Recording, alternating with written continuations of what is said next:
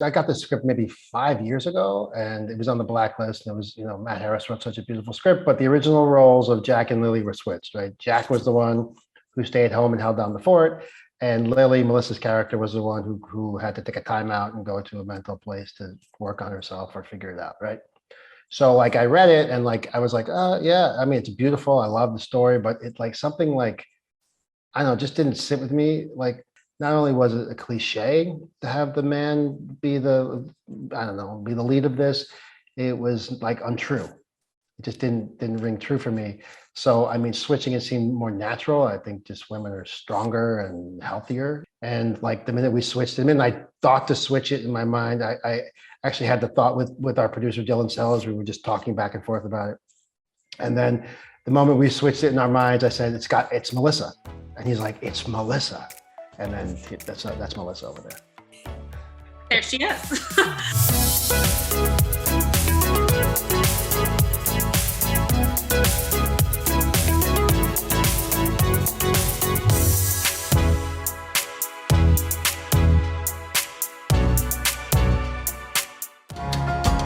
How's he doing, really? It's gonna take some time. He's been through a lot. And what about you? Oh, I'm fine. People have been noticing you're acting sort of funny. You're distracted. I just wanted to ask, how did this project come to you? I know that the both of you obviously worked together on St. Vincent. Did Ted just pick up the phone and give you a call and ask you to be a part of this? Yep. What if that's it? What if I only give one word answer? Yeah, Ted called me and he was like, I got this thing this morning. I've been watching it for a long time. It just came available. We both have something to do super soon. Do you want to do a movie, read it, switch the people? It's going to be great. And I said, yes. And I said, I'll do it. And he goes, you want to read it? And I was like, should I play hard to get? I was like, yes, I want to do it. And he goes, well, why don't you read it? I said, fine, I'll read it. Then I'll call you back and tell you I want to do it. I knew if he loved it this much. And so I read it and, switched the two main characters or the male and female parts. And I did exactly what I threatened to do. I called him back in like 2 hours and I was like, it's beautiful. It's hopeful. It's heartbreaking. Everybody goes into their defensive mode differently. And I think it's much more typical to see the woman fall apart and the man kind of be the stoic, I'll keep trudging along. And I loved that he wanted to switch those. I thought it told a story that I hadn't seen before, and I loved it. I'm always attracted to stories about couples or marriages trying to work it out, right? I mean, I think we've all seen the ones that don't work out, and I think we I don't know if people respond to those movies, and those movies aren't hopeful for me. I choose to make films that are hopeful, and the movies we used to love, Terms of Endearment, It's a Wonderful Life. These movies are hopeful and positive, and life works out. So like a story about hope and a couple making it, to me, was like, I want that for my life. I want the audience to have that. I think we have a responsibility as filmmakers to present good stuff in the world, to put hope out into the world. And maybe I'm the only one who thinks that, but I'll keep plugging away. Jack! It's not about Katie. It's about Jack and you. How do you restart?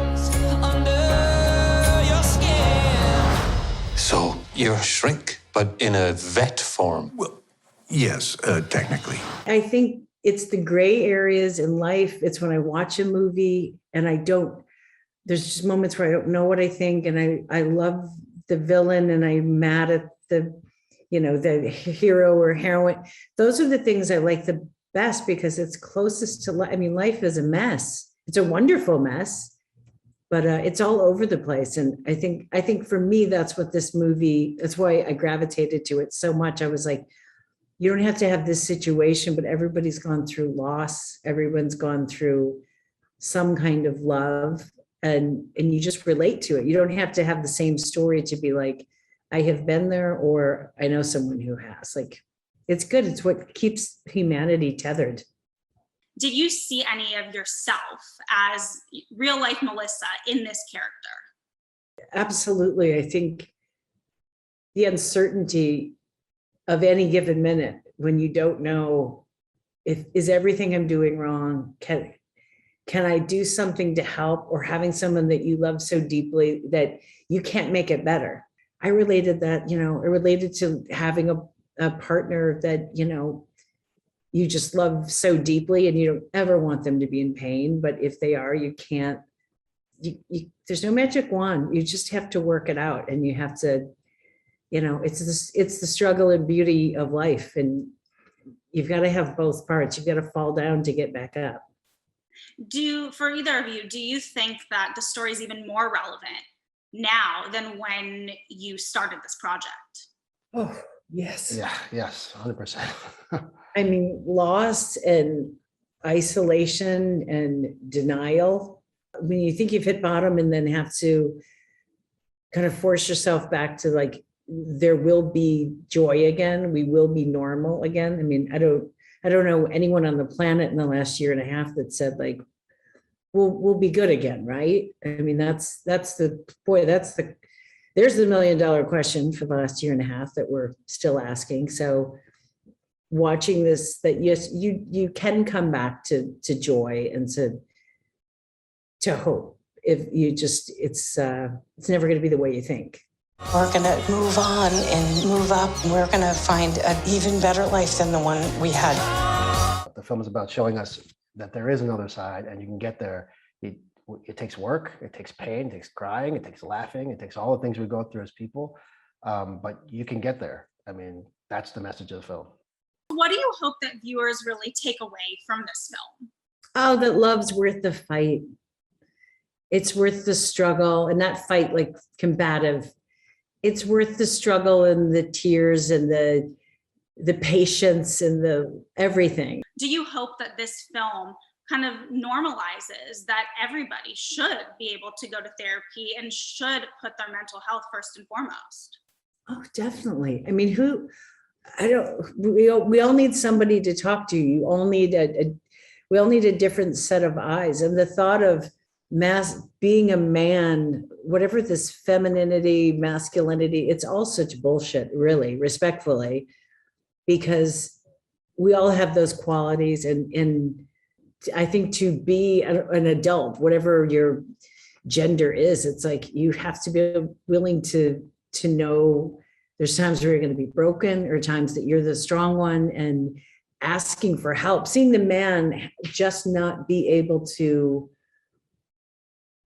go forward. I always think it must be really tough for men, because you're not supposed to show anything or don't cry. I'm like, oh my God, like I can't watch a video or see a commercial without getting choked up. And so to have that taken away is so unfair. Just like, having an emotional moment for a woman means you're weak. Like these ridiculous standards. I think every time we break them in a film, it just might plant a seed for someone to be like, maybe that's not how it has to be. Like, that's okay. I think we want to, we're showing the world we want to be part of with this movie. And I think that's a really wonderful thing. And I feel lucky to be a part of it. You're just not meant to exist in the world alone on their own. Real subtle stuff, Larry. I thought so. When you sit in the movie theater, right, or you sit together with people, whatever that may be, which we have been so lacking in 2 years, to sit with friends and family and holiday, we need that. That is what connects us. That is what allows us to work things out. That allows us to get together with people we don't agree with. All these things are important. Sitting in the movie theater, smelling your neighbor's popcorn, hearing them sniffle, hearing them laugh is essential to, I think, to art. Is essential to art. It's how we've always done art. I mean, they sat around campfires, right? And they told stories, and there was a group. And so I'm not a disruptor, and I don't put Netflix in a place where Netflix is doing great stuff. Netflix is making great movies that no one else will make. So they can live in two worlds. And I think that's what needs to happen, because people want to get out and they want to be together. So, I mean, I could go on forever.